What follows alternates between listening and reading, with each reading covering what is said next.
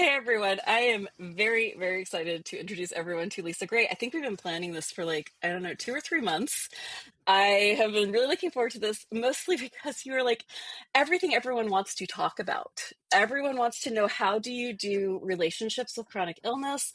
How do we fight fair? How do we manage our energy and our time? Because you're not just a therapist, you're also a writer. So we are going to have so much to talk about. You also have practical experience in your own life with both of these things. So Yep. that's really exciting to talk about. You have a book coming out, I think, tomorrow. We're recording in October. So I don't know when this is going to release, but the book will be available. And if you go to our show notes, there'll be a buy page right there that you can just go directly to buy the book. So, Lisa, I'm so excited to talk to you. I feel like we should have done this in person since we actually weirdly live nearby each other, and we could have had our dogs play, and that could have been really fun, but we probably wouldn't have gotten the podcast done. So, True. Yes. for the Thanks for best. having me. Yeah. Yeah. So, talk to me a little bit about like your history. Like, you are an actual practicing marriage, family, child therapist. Is that right? Yeah. Yeah. It's a marriage and family therapist. So I started out my career as an air traffic controller. So it's a very strange transition from air traffic control No, to, I feel like that yeah, might have helped. yeah, maybe. Yeah.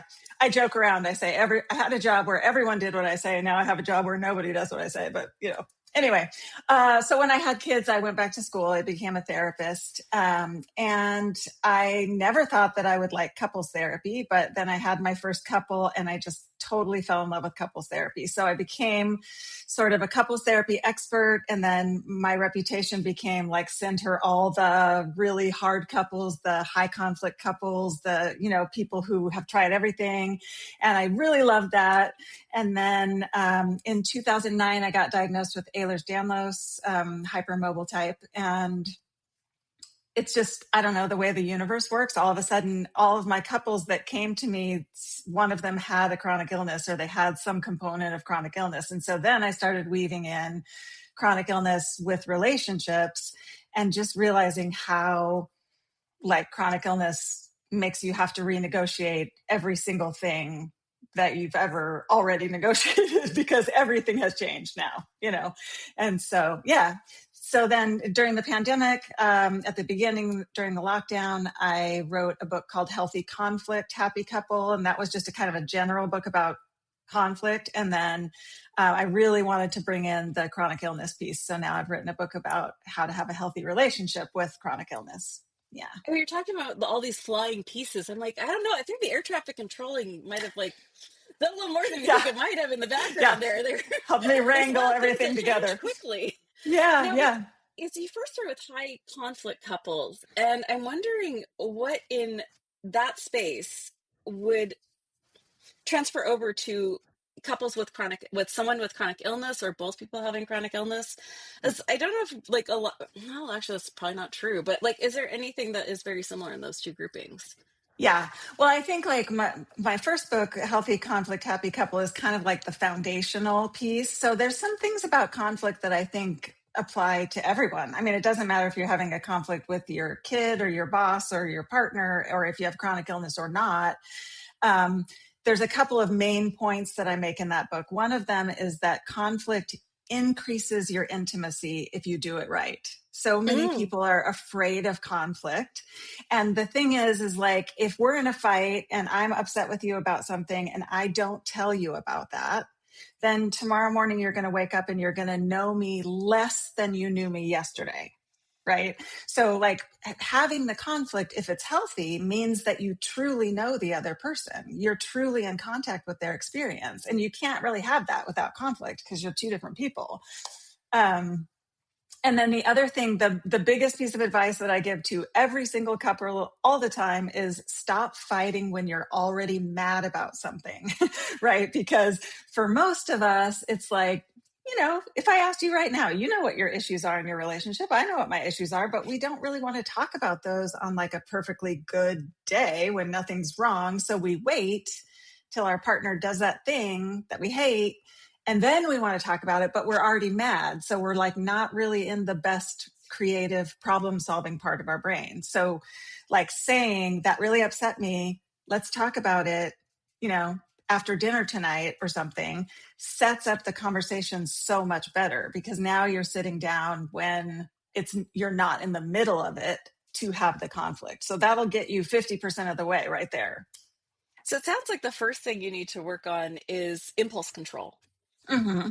because that Absolutely. righteous rage feels kind of energizing and good It, sometimes. So, do you have yeah. any tips for how to like hold the righteous rage down so that you can say something like, I'm going to go breathe for 10 minutes and then we're going to Hmm. discuss this in a certain amount of time, and then also managing the other, or I guess you can't really manage another person, but Yeah. something for the Well, other person to be able to, because I can't handle that personally. Like someone says we're going to talk about it in 10 minutes, I'm like, no, no, no, that has to happen now. I need to know yeah. everything like now. So Yeah. how can you manage that person also who's like, Yeah.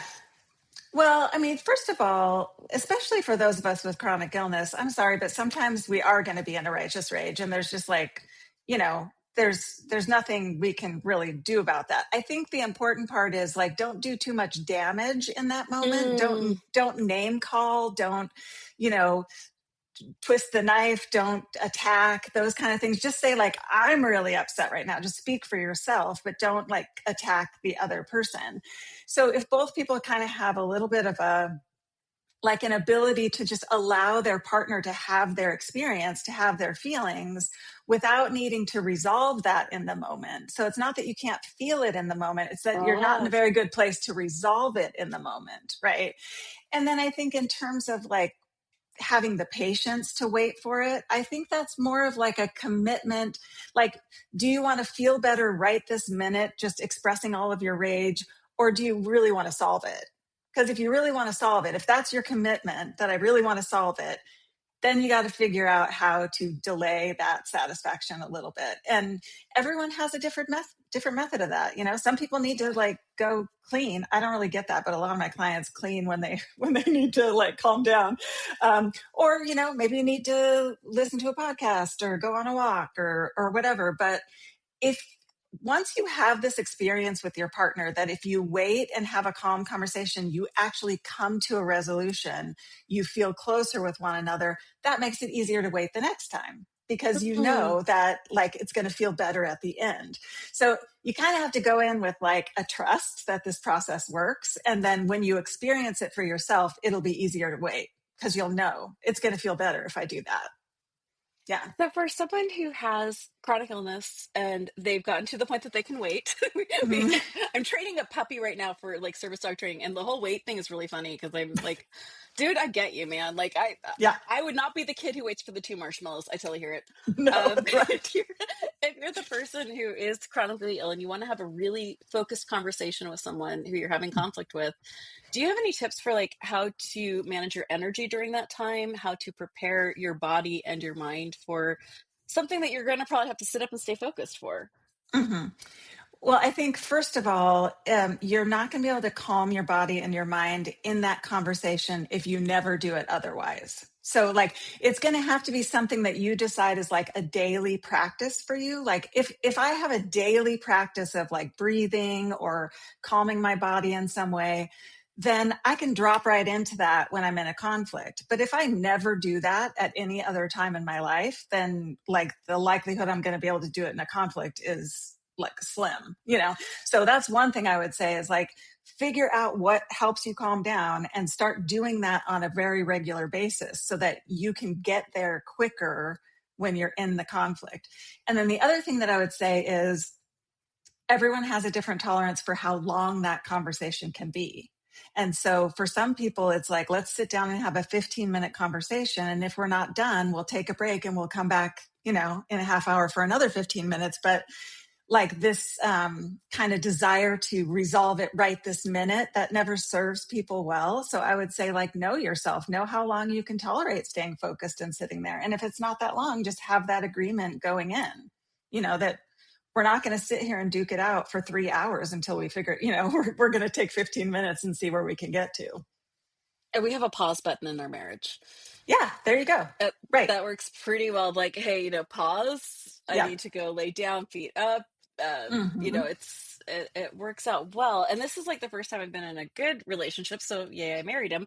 Yay. But for people who aren't, you've worked with high conflict couples, and Mhm. when one person's sick, there is a power imbalance there. Mhm. Oh, There's yeah. for whether it was planned power imbalance or it just happened power imbalance. There's a Hmm. financial power imbalance, there's a physical power imbalance, and there's an emotional power imbalance. And Hmm. I've been in bad relationships where my memory got used against me multiple times, and the money got used against me, and the place to live got used.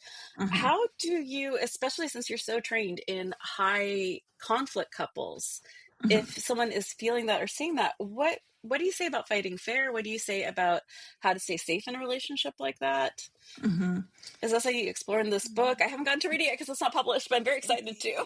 Yeah. I don't specifically talk too much about the power imbalance in the book, but like, in my office, I'm very direct with people. So if someone is playing the power game, I'm just going to be like, knock it off because you can't do that and have a healthy relationship. So do you want to have power or do you want to have a Mm. healthy relationship? Because you can't have both, Oh I my mean, God, can you say that one you, more time? Like yeah, that needs to be like, tattooed. yeah, like you can have power or you can have a good relationship, but you can't have both. You have to knock that off. If you want to have a healthy relationship, you can't play that power card.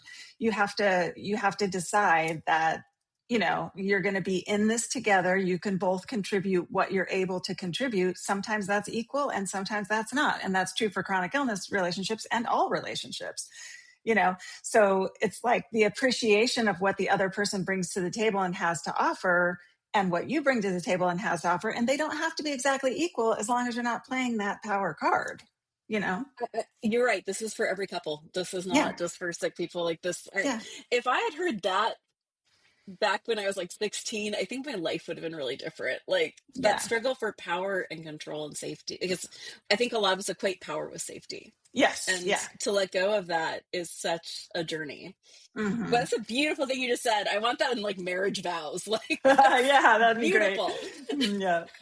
So you've been a practicing therapist and you're writing. Is there something, and I don't want you to give me any information. I know how this goes, but is there something that when you were sitting with someone or a particular couple that was just your aha, we need to be making this a worldwide discussion?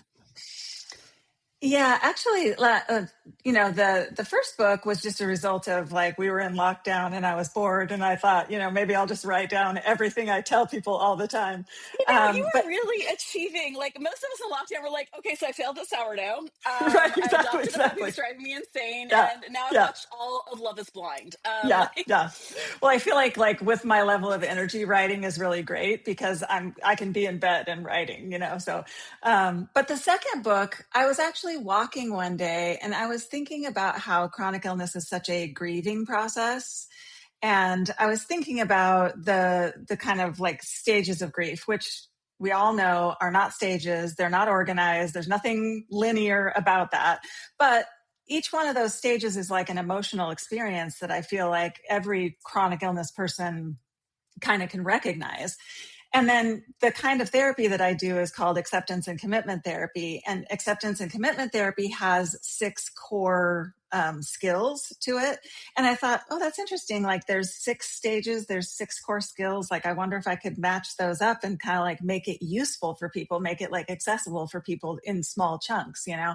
So that kind of got the idea going. And then, can and you then tell us I what those six went from things there. are? Because that's fascinating. Yeah. So one of the 6, so I match them with stages, and the way that it works in the book is that I kind of present them paired up and then I tell people, that you can mix and match, right? So you don't necessarily have to pair this skill with this emotional experience or whatever. But the first one is the ability to be in the present. So be in the present moment. So for a lot of those of us with chronic illness, it's like, I want my old life back. I want that, what I used to have. And so it's very hard to be like where I am now always, especially if I'm not having a good day or I'm having a flare or whatever. But so I kind of paired that with the like shock denial phase. Like when you first get diagnosed, like it's important to come to some place where you can be where you're at now, so you can assess what comes next. And then the second skill is cognitive diffusion, which is kind of an interesting term, but it's basically like how to unhook from your thoughts. So, we have a thought, we think that thought is true because it's in our head, and we just go from there. And so, like, I'll give you a quick tip for it. Like, if I say, I never feel good, right? Then I can easily get hooked on that thought. Like, I never feel good. But if I say to myself, like, oh, I notice I'm having the thought that I never feel good, right? Now I'm unhooked from that thought and I can look at it from a different perspective and say, like, is that true? Actually, I do have good days sometimes, or whatever. So it just helps to like sort of unhook from that thought. And I paired that with anger because there's so much anger with the chronic illness. And then there is finding your values. So I find this so useful, especially in chronic illness, because we all have values that help us live a life that has meaning to it. And when you have a chronic illness, a lot of times you feel like, now I've lost the ability to have a life that has the same meaning, right? Because I can't do the things that I used to do. But the values don't actually have to change. The activities might have to change. The goals might have to change. Those things might have to change, but the values don't have to change. So knowing what your values are then drives your behavior, drives your decision making about where you're actually going to spend your energy, because you don't have unlimited energy anymore. So like, you have to know your values so you know where to spend the energy. So I paired that with bargaining, just kind of like that whole, I want to follow every thread and read out, do every single thing. Like, if you know your values, then you can be a little bit more clear on what's next. Mm. And then values leads to the next skill, which is committed action. So what happens with most of us is we kind of get flailing around with our feelings. And acceptance and commitment therapy is like, I accept all of my feelings, all my emotional experiences. But when it comes to behavior, I have committed behavior that's based on my values. So I don't have to act on my feelings. I act on my values. So the committed action is like, how am I going to behave based on what my values are, not what my feelings are in any given moment. So that can be super helpful. And then the last one is called self in context. Again, another kind of confusing phrase, but it's really like, if anybody's familiar with Buddhism, they'll recognize like the observing self, like the fact that there's me having thoughts, and then there's the part of me that can observe myself having thoughts. So the way I describe it is, it's kind of like the sky, like your pain, your experiences, your thoughts and feelings, those are like clouds, but you're the sky. Right. So like, you're something that's beyond your chronic illness. You're something that's beyond your symptoms. You're something way bigger than that. So like, if you can observe your experiences, your feelings, your illness, all of it, but not necessarily identify with it, then that's a good place to be in terms of perspective. I feel like I just went to therapy. Like, I'm so blown away. Like, every single Good. thing you're saying, like, what an amazing way to look at that. Like, especially the idea of acting on your values. Like, you Mm-hmm. can feel or think however you need to feel or think, Yeah. but your action is going to be based in your values. And that's such an important thing, because as we're chronically ill, our what we're capable of doing changes minute to minute, second to second. But the Yep. value of what it is, like, even taking it from something like therapy, but just like, we're a couple that were super active, and then all of a sudden not active on one side. And that's like, Mm-hmm. so your actions will be different, but the value will be the same. Excitement Right. can, like, we do lots of role, like, not that kind of role Mm-hmm. playing game. We like Dungeons and Dragons, like, Yeah. this is not that podcast, my friends. I wish it was, but it is not. But like, we Yeah. do a lot of like storytelling games and Yeah. things that like add in that imaginative thing. So that's such a beautiful way to look at it. Is Mm-hmm. the feeling, the activity changes, but what it brought you as a couple doesn't have to. Exactly. Oh, Exactly. God, you're Yeah. good. Yeah. So like, if you're saying, we're very active, like, let's say, like, I had a couple that, they were like whitewater rafters or whatever, and then she got sick, and that was like how they met. That's why they got Yeah. together. And so it's like, but the value there is adventure, being healthy. those kinds of things. So yeah, you can't do the whitewater rafting anymore, but you can still have adventure, like you're saying. You can still have connection. You can still do healthy things. They're just going to be different. It's just going to look different than it looked before, but the value is the same. And I find that, like, with my couples, that helps them feel like, oh yeah, okay, I can still create a life. We can still create a life that has meaning, that feels like we're thriving, even though we can't necessarily go back to the life that we used to have. And that's even like if you're not in a couple and you're listening to this Mhm, and you're like, yeah, that's totally. all cute and interesting. This works for yourself. Like Yeah. you could have been like, I was a photographer. It was my entire life and identity. And then I was too sick to do it. I realized storytelling was actually what the value was. So I found Yep. ways to storytell from bed. This Right. absolutely will work in every aspect of your life if you're listening to this. Yes. You do not need to be part of a couple to get all of this. Yep. Just apply it to Yep. yourself. Yeah. I mean, one of the examples I gave in the book was a woman whose value, she did like cooking classes for inner city youth. She was very like involved in like nurturing that population. And then she gets sick. She can't do that anymore. So she decides she could create YouTube videos, like YouTube cooking videos for them on days where she feels good. Right. So like same value, just different way of doing it. Like you're saying. Yeah. So when you were writing this book, I'm also a writer. I don't write nonfiction, I write fiction, but things come out in it that surprise me. I'm like, where did the do I think that? Like, where is this coming from? Is there anything in writing the book that led you to any sort of personal discoveries? And is there anything in the book that you've now applied in your own life? Mm. I think I didn't really necessarily articulate to myself how important empathy was until I was writing the book. And it's sort of like, I think one of the things that really kind of weaves in through every single chapter is that like empathy needs to go both ways. And the more empathy you have for each other, the better off you're going to be. So, the person who's well can often be not empathetic to the sick person's experience, especially for those of us whose illnesses are invisible. It's like they can't see that you're exhausted. They can't see that your joints hurt, all those kind of things. So there's often sort of a lack of empathy going that direction.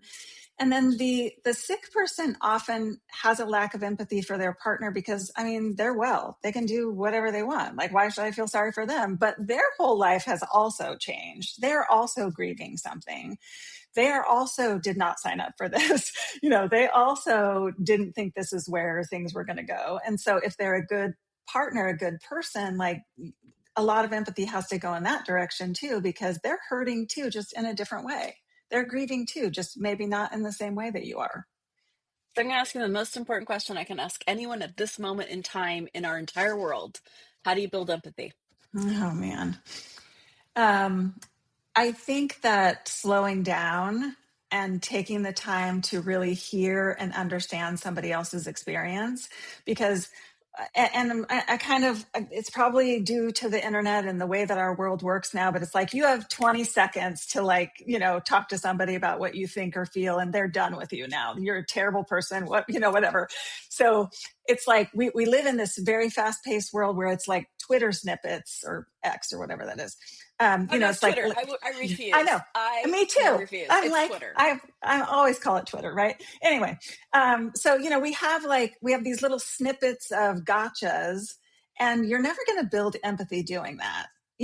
So if you sit down with someone, even somebody that you really don't agree with, if you have a lot of curiosity, it's like, how did you get there? Like, why do you feel that way?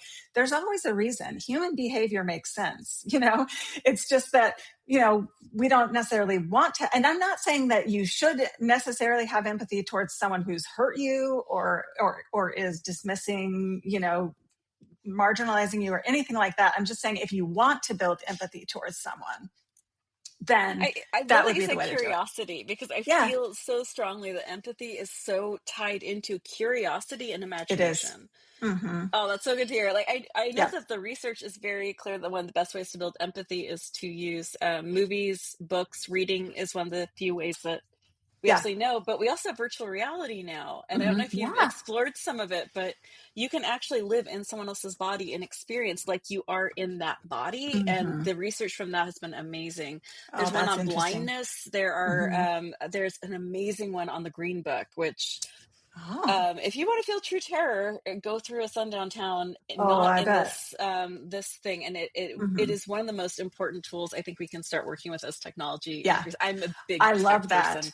I Yeah. love that because I feel like there are so many. I mean, you can see it with the COVID pandemic. It's like if that didn't happen to me, then nobody else's experience is Yep. valid. You know what I mean? So I'm not gonna, it's like we live in this culture where unless we truly have experienced it ourselves, we just dismiss everyone from that group or whatever. So like, yes, I think that virtual reality, that feeling of like having a felt sense of what someone else is going through could change everything. Yeah, I'm very like I'm all in on VR. I would love to talk to you about it sometime because there's a whole yeah, therapy in VR thing too. I I got to talk to know. someone who was doing addiction therapy in VR, and I'm Oh, like, oh, this interesting. is the Yeah, coolest thing I've ever heard. yeah, We'll talk about it another time. yeah. Back to, I'm sorry, I'm so good at tangents. Was there anything that in your book changed your own relationship after you finished writing it? Was there something you're like, oh, I hadn't thought about doing that in a while, or I forgot to do this and now I'm remembering, or just Mhm. something new? I mean, I totally understand that I am remarkably lucky and privileged because my husband has been so supportive. I mean, he's one of those people that like, I need like 9.5, 10 hours of sleep, and he will like protect my sleep with his life. Like he will be like, no, we're leaving this place now because you need to get to sleep. So I just have been really, there was a lot of it came from like looking at my own relationship, like how can I get other people Mm, here? Because he just, I mean, he's the youngest of 14 kids. So I don't know, maybe oh that my had something to goodness. do with it. But like there was a lot of empathy there because they had to No, no, have no, no. The empathy. Yeah. youngest are always the ones who are like, oh, me. Right, exactly. That's So, surprising. yeah. So I got lucky and I not everyone is that lucky but I want to get people as close to that as they can get. I love that. I have a husband who, when I gave birth to my daughter, he was the one who got up every night. And I mean, every night. Hmm. Because my body was so destroyed from giving birth, he was Yeah. like, nope, your sleep is, and he was working. Yeah. He was just protecting my rest, my sleep, and my sanity. Yeah. And I know we keep saying we're lucky, and I feel like that's insane. Like, it shouldn't be lucky. This is someone who's No. promising to love and be their best friend and be on their team Hmm. forever and ever and ever. That Yeah. feels like that should be. And I want to go back to what you said because I need to keep underlining it for everyone because I'm going to underline it for myself. I am not a saint by any stretch of the No, me imagination. either. Any of my Yeah. exes who are listening, yes, I totally hear you. I can hear you guys laughing from over here. I know some of you actually listen, which is funny. But the idea of, oh goodness, what was it that you had said? It was so perfect. Oh, values. We were talking about being About, lucky. Yeah. yeah, about the values. And so, like, taking that step back, if you are not that person yet and you're listening to this, you're like, oh, I'm a caregiver. Maybe I should think a little bit more. But I'm so tired, but I'm so Hmm. exhausted. And that's Yeah. totally fair. I understand. I need to interview more of you guys. If you are Hmm. someone who's sick and you're like, man, I don't know why I'm so mean right now. I'm in pain. I don't know why I'm so mean. Yeah. If you like what we just talked about like your Hmm. value hopefully is I need to be this person's best friend. I need to be on this person's team. By the way, this also works for you. I need to be my own Yeah. best friend. I need to be on my own team. I need to take my Hmm. meds. I don't want to Yeah. take my meds. That's okay. You can feel that is what you're Yeah. saying. And Yeah. your value is I want to be healthier. So take the Hmm. freaking meds. Yeah. Like, Right. Yeah. don't yell. It's okay to feel like I love what you said. It just applies. And I think I will be a better person after this interview. So that is Yeah. definitely something I will be underlining a whole bunch. I Yeah. understand you are one of the big readers, which is very common in Yeah. writers. And you Hmm. are very into the self-help books. Do you Yeah. have, first off, what's on your bookshelf, right? Like on your bedside table? Like, what are you reading right now? And Hmm. what's your, I wish everyone would read this book? Oh boy. I mean, I read 200 books a year, so this is always I'm like a shocked. very I'm hard like, I'm question almost for at me. 40 this year and I'm really proud of Yeah. myself. Like, Yeah. I am reading right now, I'm reading Finding Meaning by David Kessler. So David Kessler is a grief therapist. He is the guy who has the website grief.com. I mean, he's like the grief guy. Um, but he describes finding meaning as, so he worked with Elizabeth Kubler-Ross. She was his mentor. They worked together on this, stages of grief stuff. He says that finding meaning is the last stage of grief. So like you go through all the other stuff, but your grieving is not complete until you can find meaning in the experience. And the book is just so good. I love him to death. Also, for a lot of chronic illness couples, I recommend the book Desire. Can't remember the authors right now. It's a yellow book. It's got two female authors, but that book talks a lot about intimacy, about differences in like desire, frequency, libido, all that kind of stuff. And intimacy is a huge problem when somebody has a chronic illness. And so You that want to come book is back on? We very could do a helpful. whole episode on that. We could, yeah, we could. And the one thing I would say about it now to people who are listening is sex and intimacy are not the same thing. So like when we've had a long-term relationship or we're married and we're healthy, sex is kind of the main event, and there's not a lot of time spent doing other things. But intimacy is very broad. Touch is very healing. Intimacy is very broad. So even with whatever level of energy that you have, you can be intimately connected to somebody. Again, won't look like it looked before, but it can happen. Especially with Ehlers-Danlos people. Like, Yeah. it looks very different. You cannot do cirque du Yes. soleil if your bones pop out. Nope. It's a different that universe. that I would will. that would kill the mood. Yeah. We should chat. There's, I don't know how much of my husband wants me to share about this on air, Yeah. but we definitely have those moments, and Yeah. it's funny. Like I mean, it's painful, but Hmm. that's part of marriage, though, isn't it? Is like the Yeah. weirdest, strangest stuff happens, and you get to laugh about it. You get to be goofballs Exactly. together. Like, Yes. hopefully, I just did like a thing about this on TikTok because I'm on TikTok way too much, and I got on the wrong side where it was like, Oh, well, this is what marriage is like. I'm like, oh God. whose? Yeah. Whose? Oh my God, are you guys okay? Like, Yeah. what is wrong here? Like, the best part of being married is like, this is my fellow goofball. We are Yes. weirdos together, and we get to laugh Hmm. about it. Like, Hmm. Yeah. it's And you can just still sad have when you see the fun. other Like, stuff. yeah, it is really sad. Yeah. Yeah. You are someone who likes puzzles. And when you said that in your interview, I was like, okay, is this something about like there's chaos and we just made order? Because I'm obsessed with puzzles. I will go into flow state with puzzles, like, Yeah. love them. Is that what it Possibly. Yeah. is?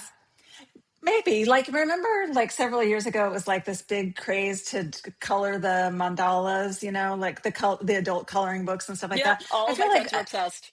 yeah, I feel like puzzles are kind of like that. It's like, it's a very meditative activity, And so, like, I feel like as a person with chronic illness, like reading is accessible to me always.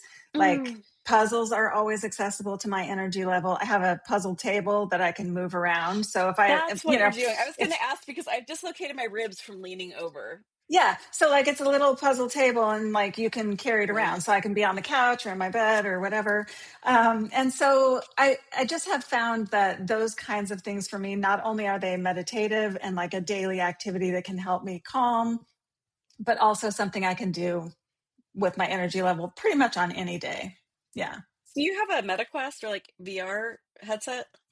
My kids do, I think, but yeah, it's There's not a MetaQuest, but it's like one of the Okay, one of them. VRs. There's a game. It's called Puzzling Places, Oh, and basically, someone went out with those cameras that will like lidar catch everything, including like inside rooms. oh, And then in Unity, they broke it apart into puzzle pieces. And some of them are oh, video. You can actually see the people walking on the pieces and like oh, little cats like running around. And so it just cool. has like the ambient noise of the place. And then Mm. you just put them Do the together. And then you can be Alice in oh, Wonderland, stick your head in the building and like look that's around. You amazing. can see like paint strokes sometimes, like little Yeah, spider webs. Anyway, like if yeah, that's something that you're, I guess, like even with the puzzle thing, I could probably tell you my shoulders will pop out. But like with the Meta Quest, I yeah, just lay back and I just put exactly. together these buildings, and it's so Yeah. relaxing. Well, and like you said, like technology is so useful for those of us with chronic illness because we can, a friend of mine does there's YouTube videos where you can walk through towns in Europe and it really feels I like do it you're all the walking in. time. And she's Yeah. like, it's great. I'm never going to be able to go do that again, but I can do it here. And so it's great. I climbed. Someone went to base camp with their little like thing. And it's at eye level, so you really feel like you're with them, You're there. like to the Yeah. point where if That's you so do like cool. some of like scary stuff, it's like you have to tell lizard brain we're not dying. We're in bed. We're Yes. not dying because Hmm. lizard brain's Right. like we're dying right now, right now. Hmm. Yep. Yeah. It's It's very so real. fun. And they have Yeah. a whole bunch of Yeah. like exercise stuff. Like I'm obsessed, but you can do all these things that you can't do otherwise, which Yes. is, Yeah. and you can do it with people. So like if Yeah. you have like It's long social distance too. relationships, Hmm. yeah, you Yeah. can watch a movie together, play a game. Anyway, sorry, I'm Yep. obsessed with VR. I will That's stop great. bothering you about that now. But I wanted to be really mindful of your time because I know you probably have like things to do. But I want to talk to you a little bit about the writing process, Yeah. just the physicality of it, and also Hmm. how you keep your brain ordered. Do you, number one, let's go with the physical process. Do you have any tools that really help you? Do you use Scrivener? Do you use like voice to text? What do you use to physically be able to write? Because if you're anything like me, your wrists and your hands, like after typing for an hour, you're like, I am Edward Hmm. Scissorhands is nothing on me. Like these are not Yeah. a thing. Yeah. For me, like my biggest probably issue with my own chronic illness is just fatigue. So for me, it's just like Mm, having a laptop that I can move wherever my body needs to be. But the typing isn't necessarily a problem for me. But like you okay. said, there's so many tools, Scrivener and voice to text and all that stuff. It's like it's so much better now than it has been in the past. I mean, you don't have to write longhand and you don't even have to type if that's not what you want to do. So yes, use whatever tools work for you, and also like whatever length of time you can tolerate. Like you don't have to sit down and write for 4 hours to be a writer. You can write for 15 minutes and be a writer. So like know yourself and take care of yourself, but and use whatever tools you need to. Yeah. Do you have a writing routine that works for you? Um, you know, not really. I usually spend a lot of time with the idea before I ever sit Mm, down to write. And so like, when I take a morning walk and I just talk to myself like a crazy person and, like kind of work through the ins and outs of like how I want to do it. And then I sit down and I just write. I just dump. I just do like a brain dump onto the page. There's no organization to it. There's no chapters, there's no table of contents, anything like that. I just kind of like spend some time just brain dumping everything. And then I pull back, take a break, and then try to see like how can this be organized into chunks. how do you do the Yeah. organization? Do you just like pull out the main ideas and then just start putting it into a chapter? Or because you already apparently have your thesis, you've talked yourself through all Yeah. the the stuff. So you have, Hmm. I'm just thinking of it as like I used to teach college English. So you're Yeah. like, Yeah. oh, so you do a thesis, you grab your paragraphs, which are going to be your book Hmm. sections, and then you Yeah. fill in. Is that right? It was actually really hard with this book on chronic illness because I knew I wanted to pair the skills with the grieving processes. But when I did that, the chapters were way too like long and dense. And I'm writing this for people with chronic illness, so I want to make it like something that's easier to read. So we actually broke it up into like a chapter that explains that thing, and then a chapter of tools. So like we just broke it up into, and that was my editor's idea. So when you're writing, you don't have to have a final product when you send it to a publisher. Like if the publisher picks up your book and you have a good editor, like my books wouldn't be anywhere near where they're at without my editors. They give some really great like advice and help you change things all around. Like it's the book that comes out is not the book that I originally wrote. The editors are a huge pivotal piece of that process. That is, there's so many questions from that. Okay, Mm, let's start with the process. Let's say someone's listening right now and they're like, I want to write a book. I'm an expert in this. I have mhm. clue where to start. If you Yeah. were starting this all over, what are the things that you wish you had known about, not just the right, because you gave excellent advice on how to like get the Mhm. book done. Yeah. What do you do after? Like, I think a lot of us have like 5 manuscripts in drawers right now that we Yeah. don't know how to edit. So, what Okay, would so I'm not you I'm do not if you had being to do it paid for over? this promotion, but I No will worries. tell you there's a website No one's called being paid Read. here, by the I way. know, Not right? me, Yeah, not yeah, anyone. I do this for, I paid to do this. yeah. There's a website called Reedsy, so it's Reedsy, and you can go on there and go on their publishers page, and you can filter. So, like, basically, I went on there, I filtered it for nonfiction, self help books, in the wellness realm, let's say. And it gave me a list of every publisher that publishes those kinds of books. And then it links you to their submission guidelines. So, like, there's a Readsy gives you this list of publishers, and then for each publisher, it tells you what you need to do to submit. You can put like unsolicited. I clicked unsolicited manuscripts because I didn't want to get an agent. So then I just like submitted it to like 50 different you know, publishers, and got all these rejections and all this stuff. And then finally, it was actually my preferred publisher, the one I liked the best, that actually got back to me and said, like, we'd be interested in this. Yeah. So then when they pick it up, you do a contract, and then you do content editing where the editors really help you with the content. Then you do like grammar and punctuation type editing, and then you do proofreading, and then you're done. So yeah. I've asked this question. I interview a lot of writers and I get a lot of like sweet responses. That's the first actionable response I've gotten. So thank you Yeah. so much. I Yeah. appreciate And that.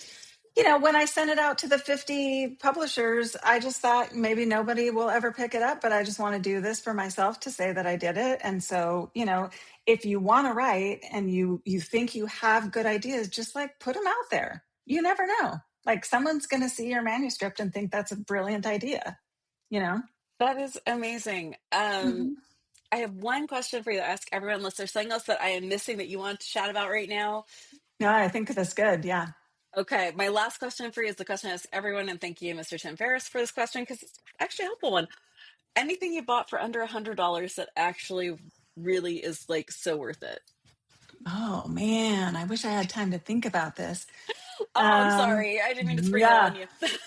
Hmm. Um, Probably my weighted blanket. I Oh just my like, God.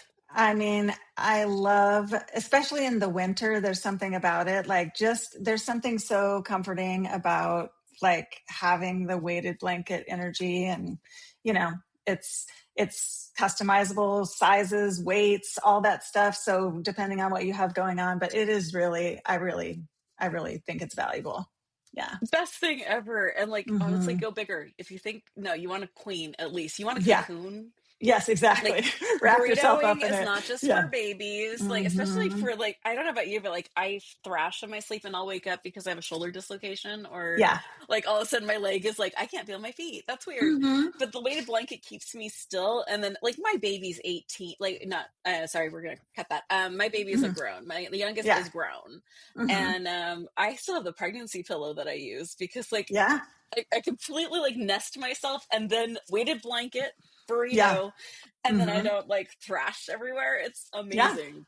Yeah. Great tip. Oh my gosh, you're Yeah. like this whole episode is like I'm going to save this episode so I can keep listening to it. Yay. I Good. cannot I'm thank glad. you enough for coming on. And anyone who's listening, if you head over to our show notes, I will have a link so you can buy this book and the other one right from our site, goes right to Lisa. I have nothing to do with it except I'm just funneling you on over. And then I'll have these other ones like Readsy and some of the other books that we discussed on those show notes. So if you're driving, Great. you're like, I can't take notes right now. No worries. Gotcha. Just go to invisible.broken.com. Everything will be right there. So Lisa, I cannot Great. thank you enough for your time. I hope you'll come back. There's still Oh, so I'd much left love to to. talk about. Yeah. Would love to Excellent. talk to Well, stay you on for just one anytime. second. I want to talk to you about Okay. something real quick. Yeah. But everyone, be kind, be gentle, and whatever it looks like to you, be fierce. I hope that being fierce for you means you're going to define what your values are, and you'll really think about the actions and it. Forgive yourself for the thought. I think that's probably the Yes. best advice I've heard in a long time. I think you might make me a much better person just with that. So thank you Awesome. so much. Thanks for having me.